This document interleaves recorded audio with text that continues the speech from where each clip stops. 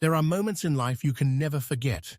Moments when the world around you shifts, subtly at first, then all at once, and you realize something you never wanted to know. For me, that moment came in the basement of my own home. A place I thought I knew. A place I believed held only memories and dust. But one night, as I was moving boxes in the dim light, I noticed something strange. A door I had never seen before. Hidden behind old shelves, covered in cobwebs, blending into the walls so well, it might as well have been invisible. I told myself it was probably just part of the house's original structure, a forgotten closet or an old utility access. But when I touched the handle, it sent a chill through my whole body. Something about that door felt different.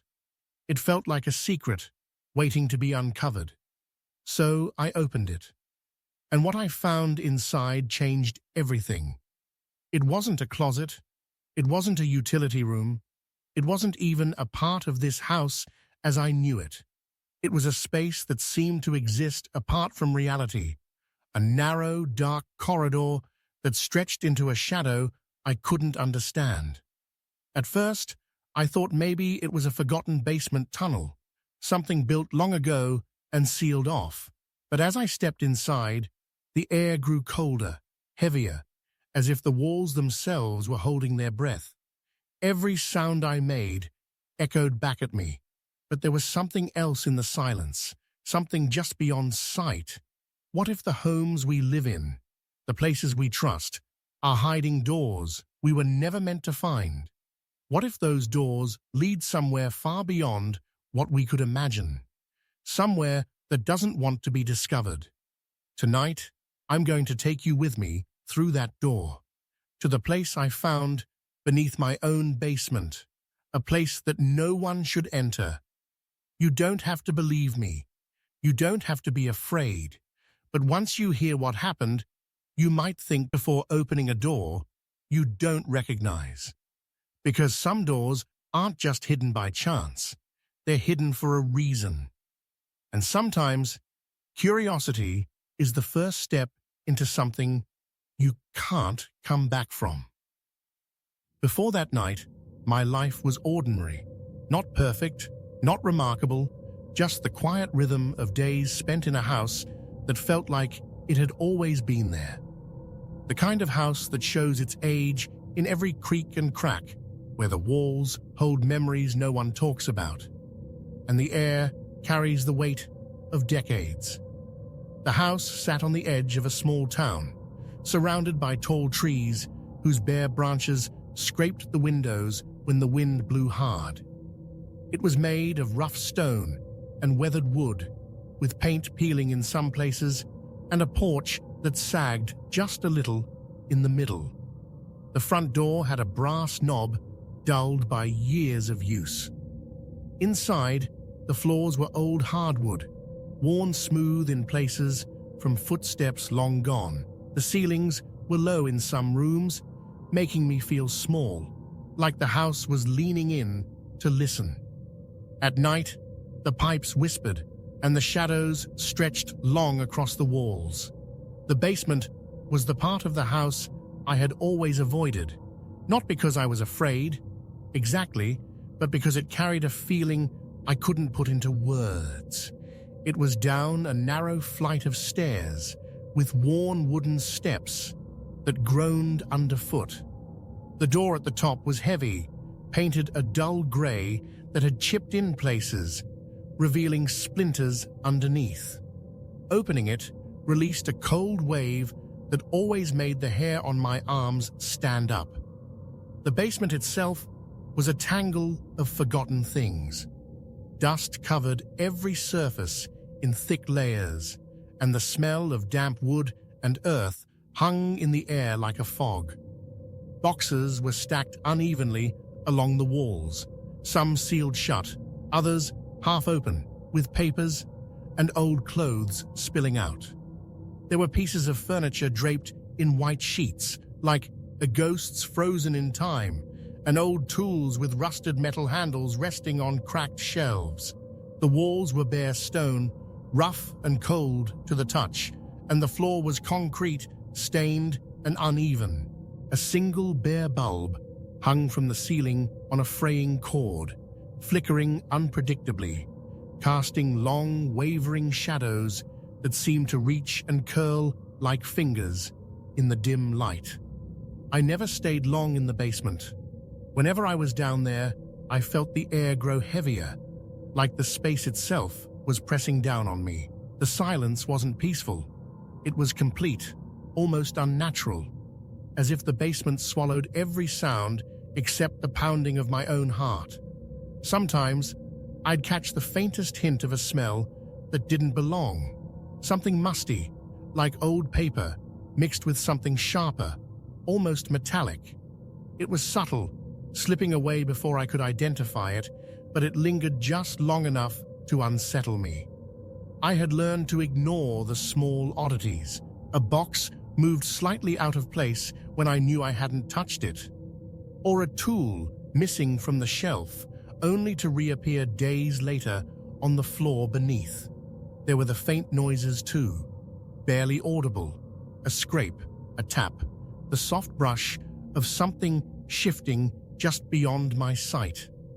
And there were moments when I felt the temperature drop suddenly, not just a little cooler, but a deep, bone-chilling cold that seemed to seep into my skin.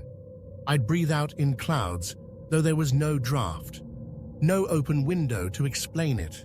I'd look around, expect to see a window, ajar, a crack in the door, but there was nothing, just the quiet basement, waiting.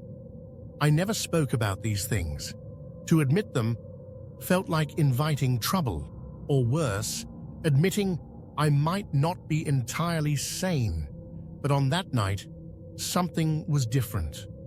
I had been down in the basement sorting through old boxes, sorting, packing, trying to clear some space. The house was quiet, the kind of quiet that made every sound feel louder.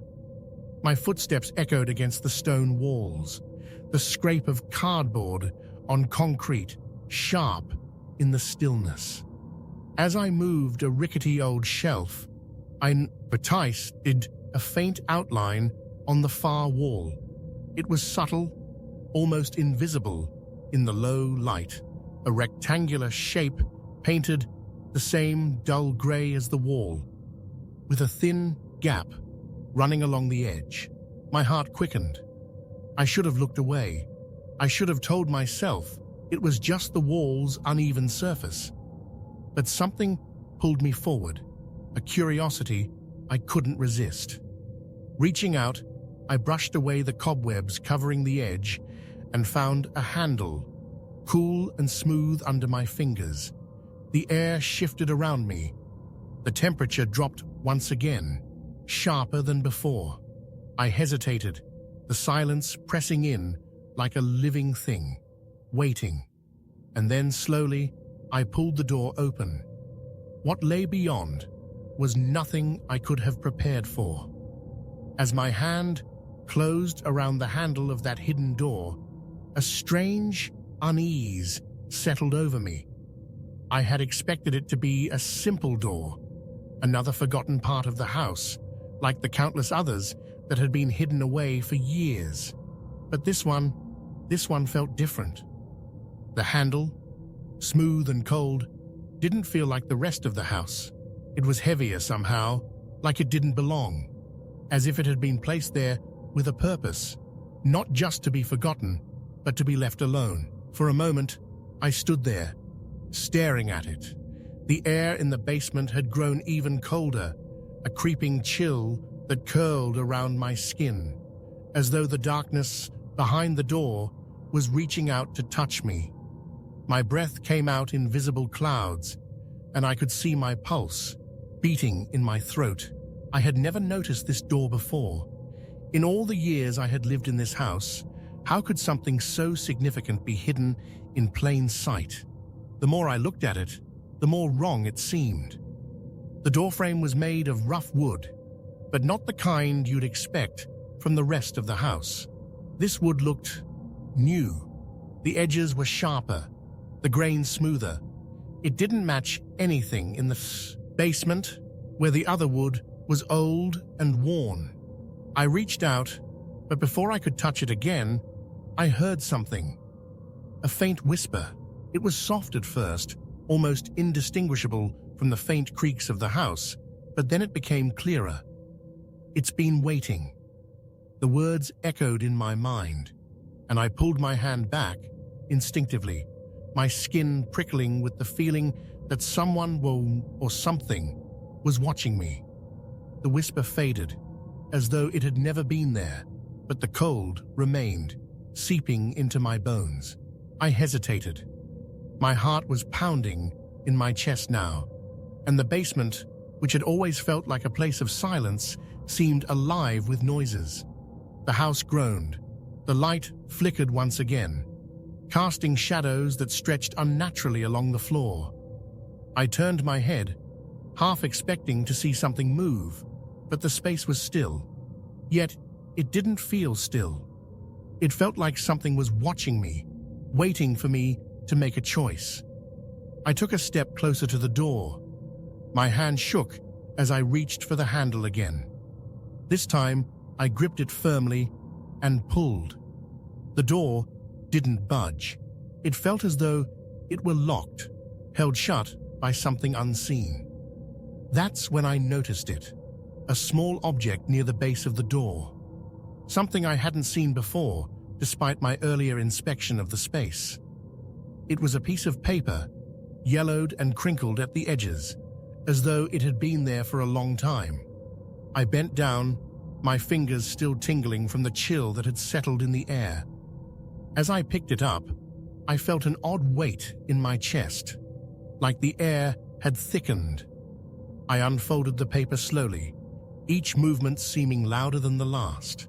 On the paper was a single phrase, written in an uneven scrawl: "It's not what you think." That was all. No signature, no explanation. Just those words. I stared at it for a moment, my mind racing. Was this a warning? A message from someone who had been here before? Or was it something far worse? The paper felt wrong in my hands, like it wasn't meant to be touched. My thoughts began to swirl, unease creeping into the edges of my mind. Why was this door hidden? Why was this message left here? And who had written it? I turned the paper over, hoping to find more, but there was nothing. Just blank, brittle parchment. The flickering light overhead buzzed again, louder this time, as though struggling against an unseen force. The shadows in the corners of the room seemed to shift, as if moving in time with my thoughts. I could feel the temperature drop even further. The basement had always been cold, but this was something else, a frigid, unnatural cold that seemed to come from the door itself, from the very space beyond it. I stepped back, placing the paper back on the ground, my pulse quickening. Something was telling me to leave, to walk away, and never return to that place. But there was a part of me, a part I couldn't explain, that wanted to open that door, to know what lay behind it. As I stood there trying to gather my thoughts, I saw something else in the corner of my eye. A shape. At first, it was just a flicker, something that seemed to move in the darkness, but when I turned, there was nothing there. I wasn't sure if it was a trick of the light or something more, but I couldn't shake the feeling that I was being watched. The whispers were louder now, almost like a murmur, just behind my ear. They were incoherent, but the tone was unmistakable, urgent, pleading. Every instinct told me to leave the basement, to forget what I had found, to forget the door. But my curiosity was stronger. And against every rational thought, I found myself reaching out once more, gripping the handle, twisting it. The door creaked as it slowly began to open. The sound echoed in the stillness, as if the house itself was exhaling. I could feel the air grow heavier, thick with something I couldn't explain. And then, just as I was about to step through, I heard it, a loud bang from behind me. I spun around, my heart nearly leaping out of my chest. But there was nothing. No one. The basement was as empty as it had always been. I turned back to the door, my breath shallow now. It was halfway open, revealing only darkness beyond. But the space was different. It felt wrong. It felt like a place that had never been meant to be found, a space that existed only to be hidden. And that was when I realized. It wasn't just the door that was wrong, it was everything about this place. The shadows, the cold, the whispers. They weren't just signs of something old. They were warnings. Warnings that I had ignored for too long. I had crossed a line, and I couldn't go back. I stood there, at the threshold of the door, unable to move, as though the very air had thickened around me, holding me in place. The darkness behind it was vast, oppressive, like a weight pressing in from every side. I could feel my heartbeat in my throat, each thump louder than the last. I should have walked away. I knew that. Every instinct screamed at me to turn back, to forget this door, this basement, this house. And yet there I stood, my fingers still gripped tightly on the cold, unyielding handle. Slowly, I pushed the door open further. It moved with a groan, reluctant, as if it were protesting my intrusion. My breath caught in my chest as the door revealed only more darkness. No shapes, no outlines, just an empty void, the kind that makes your mind race with possibilities.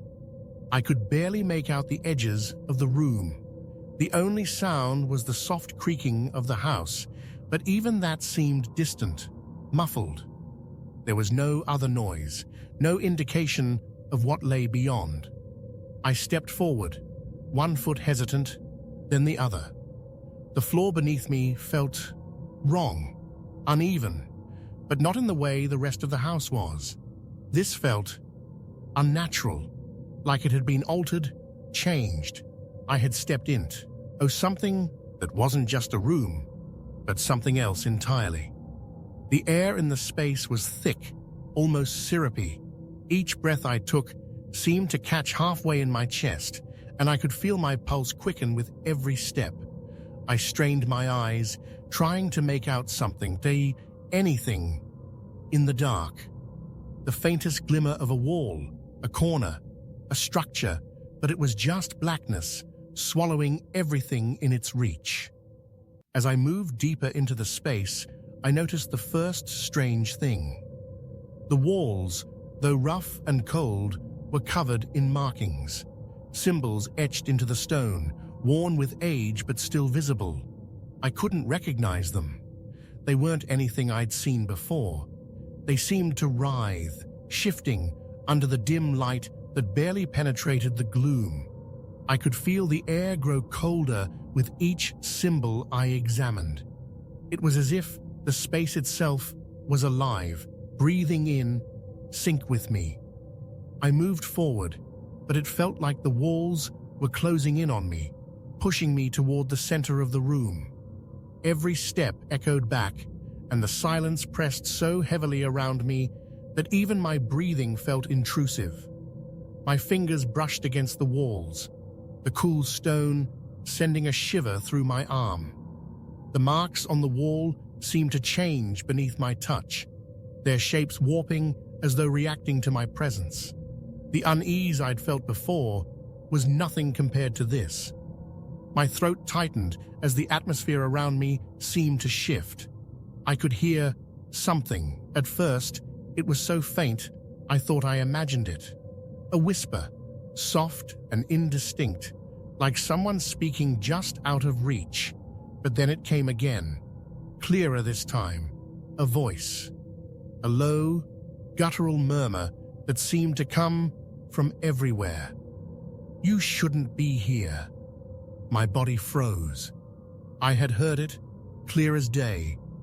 The voice, if that's what it was deep and breathless, as though struggling to form words. But it wasn't a warning, it wasn't a plea. It was angry. There was something in that voice that made my blood run cold. I spun around, heart pounding, eyes darting across the room, searching for the source. But there was nothing. Nothing but shadows stretching across the walls like dark fingers creeping toward me. The whispers had stopped, leaving behind a silence that felt even more oppressive. My mind raced. Was I hearing things? Was the house playing tricks on me? I pressed my hand to my forehead, trying to calm myself, to find some rational explanation for what was happening. But just as I was about to take another step, something moved, something I couldn't see. It was the faintest shift, a rustle in the air, like fabric brushing against skin. But there was no breeze, no movement from anything visible. The room seemed to hold its breath. Then, a shadow flickered just beyond the edge of my vision, a shape that darted too quickly for me to catch it, too fast for my brain to process. I blinked, once, twice, and the shadow was gone. I had seen it. I knew I had, but there was no explanation for what I had just witnessed. A coldness settled into my bones, and my heart began to race again, faster now, thudding wildly in my chest. I needed to leave. I needed to get out. But just as I turned toward the door, something more happened. A sharp, sudden bang. It came from behind me, so loud, so immediate, that I spun back around, my breath catching in my throat. The sound had come from the far corner of the room. A loud crash, like something had fallen, something heavy, something that shouldn't have been there. I backed away, my feet unsteady, my head swimming with panic. But the darkness in front of me seemed to reach deeper, as though it was trying to pull me in. The air around me thickened, the space closing in, pressing on me from all sides. And then, just when I thought I couldn't take it anymore, the whispers returned, louder, clearer. Come closer. It's waiting. I couldn't move. I couldn't think. My feet were rooted to the floor, as if the room itself had seized me in place. The whispers came faster now, more urgent. My body trembled with fear, but my mind couldn't grasp what was happening. I wanted to scream, to run, but the air was thick in my throat, choking me. I couldn't breathe. A cold breath swept across the back of my neck, a breath that wasn't mine. My skin crawled, my hairs standing on end. I turned, twisting to face the empty space behind me, and that's when I saw it. A figure, a shadow so dark, so inky, it seemed to absorb the light around it. It was standing still, just beyond my reach, watching me. Its presence was suffocating, like it was filling the room with something far worse than darkness. I felt a rush of adrenaline, my body flooding with panic as I stumbled backward, trying to escape. But my legs were weak, and my mind was spinning. The figure remained motionless, watching me, its hollow presence stretching out like a cloud around me. And then, just as quickly as it had appeared, it vanished. The cold, the shadows, the whispers, they were all gone. The room returned to stillness, the silence pressing in once again. But I knew it hadn't been a trick. I had felt it. I had seen it. There was something here, something old and ancient, and I had crossed into its world. As I stood there, gasping for breath, my mind was clear on one thing. I wasn't meant to be here. This room, this place, had never been meant for anyone, and yet somehow it had drawn me in. And now it was waiting for me to make my next move. I stood there, rooted to the floor, my breath shallow and quick, as the silence wrapped around me like a suffocating fog. The dark figure had vanished, but I knew it wasn't gone. It was still there, somewhere, lurking just beyond my sight. The shadows in the corners of the room felt deeper now, more alive, as though they were waiting for something. My heart hammered in my chest, and my hands trembled at my sides, but I couldn't move. Something in the air, something in the very fabric of this room, held me captive. Every instinct screamed at me to leave, to run, to forget this place, but I couldn't bring myself to turn away. I had come this far, and I had to know. With a trembling breath, I took a step forward. The floor beneath me felt like it was shifting, the ground unsteady, as if the very space I stood on was unstable. The walls seemed to close in, the air becoming thicker with each movement, pressing against my chest. I could taste the dust in the air, a metallic tang that made me want to cough, but I held my breath. The darkness was so complete that I had to strain my eyes to see anything at all. The faint glow from the flickering light overhead seemed to do little more than stretch the shadows, casting long, exaggerated shapes on the walls. The further I ventured, the more oppressive the silence became, until every small sound I made felt unbearably loud. My footsteps echoed like thunder in my ears, every creak of the floor beneath me an intrusive reminder that I was not alone. And then, without warning, I felt it. A cold wind brushed against my face, though there were no windows. It was as though the very air around me had turned to ice. I shuddered, the temperature plunging so quickly that I could see my breath in the air. My skin prickled and my stomach twisted in panic. Something was coming. Slowly, I turned my head. I wasn't sure why. Perhaps I sensed it. Perhaps I hoped to catch a glimpse of the thing that had been watching me. And that's when I saw it.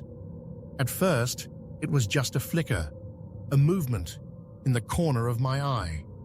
But when I looked directly at it, my heart stopped. From the deepest shadows, a figure emerged. Slowly, as though it were pulling itself from the darkness itself, it moved with an unnatural slowness. Its shape was distorted, almost shifting, as if it wasn't solid at all, but made of shadows. Its eyes, if you could call them that, were black pits, hollow and deep, staring into mine with an intensity that felt like it was tearing into my very soul. I couldn't move. I couldn't breathe. It didn't speak. It didn't need to. The very air around it hummed with malice, a low, vibrating pulse that seemed to echo from the walls themselves. The whispers I had heard earlier now intensified, swirling around me, growing louder and more chaotic. The voice was everywhere, in the air, in my mind, in the very space I occupied. You shouldn't have come. The words were not spoken aloud, but they were in my head, inside my chest, inside my very bones. My knees buckled, but I didn't fall. I was held upright, rooted in place by some invisible force.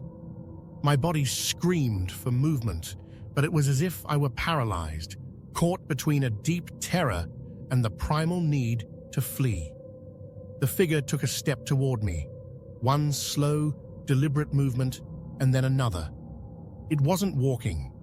It was gliding, hovering just above the ground, its body flickering like a shadow caught in a gust of wind.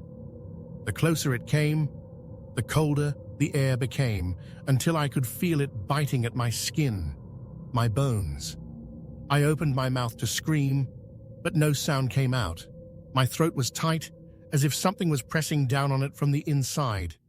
My heart pounded in my chest so loudly, I was sure it would give me away, but the figure didn't seem to notice. It didn't need to. "You can't leave," the voice in my head whispered. "You're already here." And then, just as it reached out toward me, I saw the truth.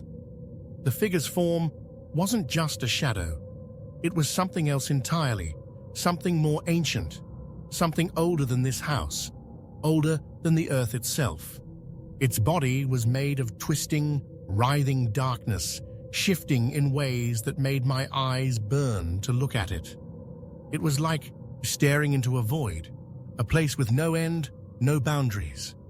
"No one leaves," it whispered again, but this time it was not just in my mind. It was all around me, in the air, in the walls, in the very ground beneath my feet. My body moved before my mind could catch up, a desperate impulse to flee, to escape. But I turned too quickly, and my feet tangled beneath me. I stumbled, falling to the floor with a crash that echoed in the silence. I scrambled to my feet, panic flooding my every nerve, and that's when I felt it. The cold. It wrapped around me like a vice, squeezing the air from my lungs. My hands shot out, gripping the floor, trying to push myself up, but it was too late. The darkness had reached me. A cold breath swept over my neck, and a voice, no, a growl, filled my ears. Too close, too intimate. "You should have listened." And just as my fingers touched the door, the only way out, the only hope I had left, I felt the door slam shut with a force so powerful it knocked the wind from my lungs. I was trapped. The figure stepped closer, its presence overwhelming, filling every corner of the room, surrounding me with its suffocating cold. Its eyes, those deep hollow pits, never left mine. It was watching me, studying me. I felt the last of my energy drain away as I looked into the void of its gaze, and for the first time, I understood. This place wasn't just a room. It wasn't just a door. It was something else, something ancient, something that had been waiting for me, and I had walked right into its trap. It was never about the house. It was never about the door. It was about me, and it had always been about me. I don't know how long I stood there, staring at the door, my mind reeling from the horror that had unfolded before me. The figure, whatever it was, had vanished as suddenly as it had appeared. The cold had dissipated, leaving behind nothing but an unnatural stillness that hung in the air. I had escaped, or so I thought. But that night changed me. I left the basement, stumbling up the stairs in a daze, my limbs weak and unsteady. My mind was a blur of fragmented thoughts, images of the shadowy figure, the whispers that had filled my head. I couldn't shake the feeling that it was still with me, lurking just out of sight, waiting for me to slip again. I barely slept in the days that followed. The nightmares came every night, relentless and suffocating. Each time I closed my eyes, I saw the same thing. The darkness, the figure, its hollow eyes staring into mine, its voice echoing in my skull. I woke in the middle of the night, drenched in sweat, my heart pounding as if I had been running from something. But it wasn't just the nightmares that haunted me. It was the house, the basement. I couldn't go near it anymore. I couldn't even look at the stairs without feeling that sickening dread rise in my throat. I avoided the hallway leading down, and for days, I couldn't bring myself to step into the basement. Every time I passed by the door, the thought of opening it, even just looking at it, made my skin crawl. The silence of the house seemed oppressive, like it was holding its breath, waiting for me to return to that place. But I had to know what had happened. I had to understand why this had happened to me. So I started researching.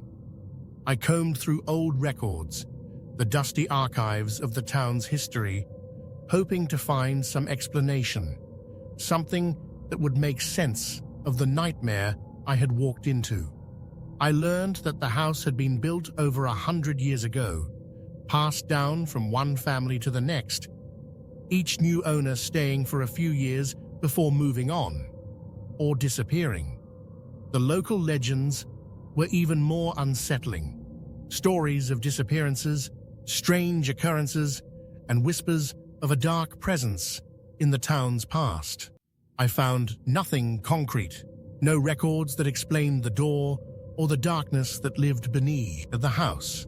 But the more I dug, the more I began to piece together something disturbing. There was a pattern. Every family that had lived in the house seemed to have suffered in some way, whether it was financial ruin, emotional distress, or in some cases, complete disappearance.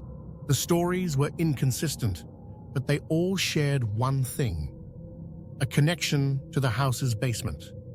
Some said the house was cursed. Others spoke of rituals, of things done to protect the town from whatever lay beneath. But none of the stories told me what I needed to know. I couldn't find any answers, only more questions, questions that led deeper into the abyss. Days turned into weeks, and my paranoia grew.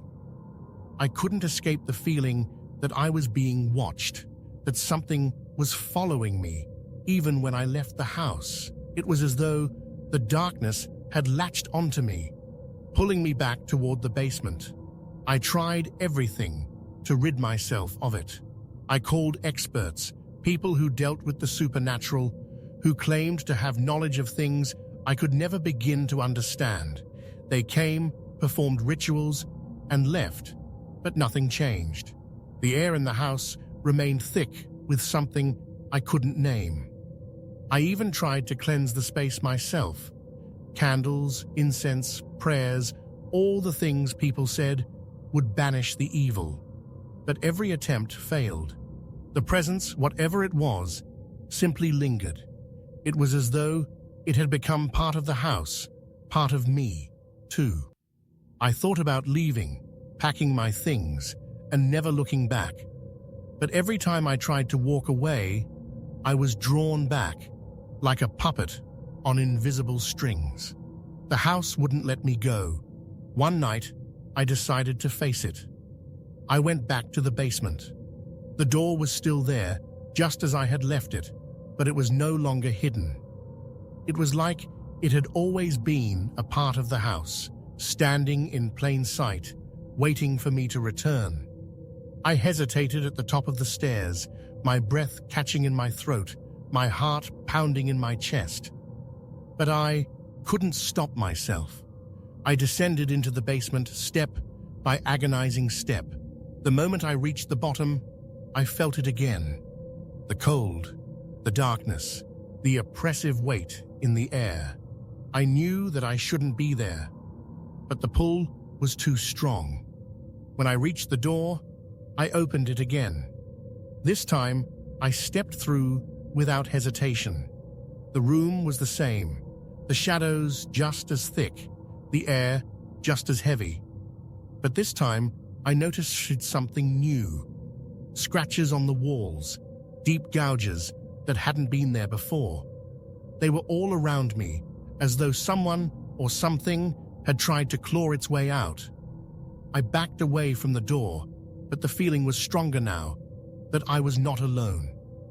The whispers returned, louder this time, swirling around me, growing frantic. I felt the same cold breath arm on my neck, the same sensation of being watched. I turned to leave, but something stopped me. There, in the corner of the room, was a symbol. It wasn't one of the ones I had seen before. This one was different, more intricate and somehow alive. As I stared at it, it seemed to pulse, to breathe, as though it was part of the room itself. And in that moment, I realized the house had never been abandoned. It had been waiting for someone to unlock the door, to release whatever had been sealed away. And now, it was awake. I didn't stay much longer. I ran. I couldn't think straight, couldn't process what I had seen, but I knew one thing for certain. The house hadn't just trapped me, it had claimed me, and it would never let me go. I've spent weeks trying to make sense of what happened, trying to understand how the house had pulled me in, how I had been drawn to that door, to that room, to that thing. I've searched for answers, read through every scrap of paper, every legend, and yet I've found nothing that explains it. The house is still there, standing at Tower, the edge of town, quiet and unassuming. But I know now that it's not just a house. It's something more. It's a place where the walls themselves seem to breathe, where the shadows aren't just dark, but alive, waiting to stretch and shift. The basement, the door, they weren't just hidden. They were waiting for someone to find them, to unlock whatever it was that had been sealed away. I've come to believe the house wasn't just a structure, it was a gateway, not to the outside world, but somewhere else, somewhere darker, where the rules of time and space don't apply. Maybe it's a cursed site, or maybe it's something older, something that's been here long before the house was ever built. But that's not the worst part. The worst part is knowing that the horror may not be over. I tried to move on. I left the house, stayed away for as long as I could, hoping that distance would give me peace. But it didn't. Every night, the whispers returned, fading in and out of my dreams like a half-remembered melody. The nightmares were relentless, but they weren't the only thing. It wasn't just my mind playing tricks. Something was with me. It followed me, even when I thought I was safe. I'd catch glimpses of it, a figure in the corner of my vision, a shadow flickering just beyond my reach. Sometimes I'd hear footsteps behind me when no one was there. Other times, I'd wake in the middle of the night, feeling as though someone was standing just beside my bed, watching me. I moved once, thinking that a change of location would bring some relief, but it didn't. I started finding things in my new home, small things easily overlooked at first. A piece of paper, crumpled and stained with what looked like ink, a single black feather on the floor, though I couldn't remember seeing a bird nearby. The unmistakable feeling of eyes on me when I was alone. And then one night, after I thought I had finally escaped it all, I found something else. I was unpacking boxes in the attic of my new place when I came across an old trunk, the kind you might find in a dusty corner, hidden away for years. I didn't know it was there. I had never seen it before. But when I opened it, there it was. The same paper, the same symbols, the same writing that I had found in the basement. The symbols were identical to the ones on the walls, but there was more. A new message scrawled across the bottom of the paper, a warning that made my blood run cold. It knows you. It will find you. I didn't sleep that night. I couldn't.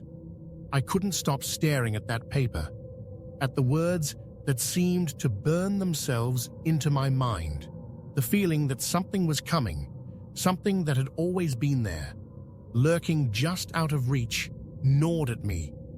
I don't know what it is. I don't know what the house wanted or why I was chosen, but I do know one thing.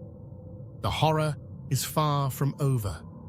There are things we don't understand, things that hide in the places we think are safe. Sometimes they're not just things, they're entities, things that wait for the right moment to step out of the shadows and claim what's theirs. What's worse is the nagging thought that haunts me every day. I wonder, is it following me? I'll never forget the feeling of the figure's eyes on me, the coldness that wrapped itself around me like a vice, suffocating me. The voice in my head, whispering things I couldn't quite make sense of. And that door, that damn door, I know it's still out there, waiting.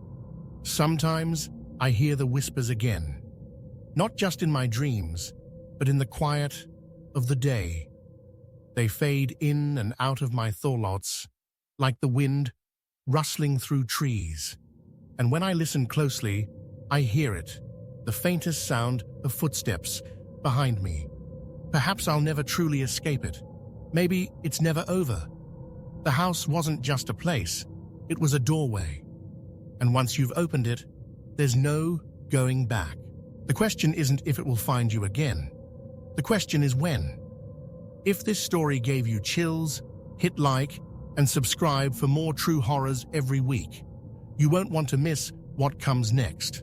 Have you ever experienced something that you couldn't explain? A strange occurrence, or a feeling that something was watching you? Share your story in the comments below. Let's see how many of us have been touched by things we can't understand. And remember, stay tuned for more chilling tales that will keep you up at night. What lies behind closed doors might not always stay there, waiting to find its way into your life. But one thing is certain. Once you've heard these stories, you'll never look at the dark the same way again. Until next time, keep your lights on and your doors closed.